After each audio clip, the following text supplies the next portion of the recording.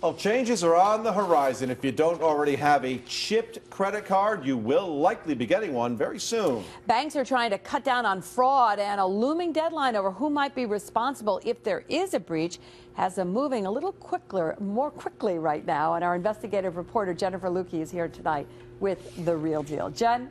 Liz, Greg, come October, it'll be a battle between the retailer and the bank to determine who pays for card replacements, fraudulent charges, and other costs incurred when a breach happens. Whoever is found to have the lesser security will be the one shelling out the cash.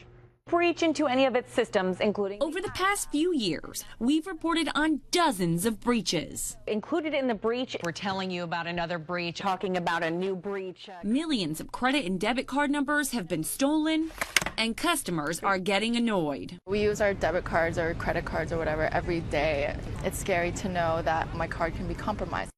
Cards are being compromised here, likely more than any other place in the world, for one main reason. There are so many other countries that have adopted chip card technology and are on a more secure platform, so criminals are going to migrate to wherever the weakest link is, and that's the U.S. right now. Banks and credit unions are moving toward chipped cards, but retailers have to be able to accept them, and that requires new or updated terminals. Chip cards protect primarily against card-present fraud. So the type of fraud that we see the most of, which is someone has your card information, they create a counterfeit card, and then they go use it at Macy's or wherever. But even if you already have a chipped card, you're not totally in the clear. They may not be able to create a counterfeit card, but they could potentially use that card online, or they could potentially try and load that card into something like ApplePay and bypass the whole security measures that chip cards put in place.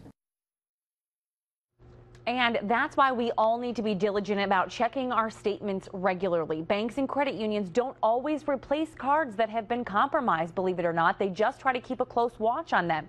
So make sure you're doing the same thing to shut down any fraudulent activity as fast as you can find it. As for the chipped cards, if you don't have one already, chances are you'll be getting one soon. Most financial institutions will be moving to all chipped cards by 2017. Liz.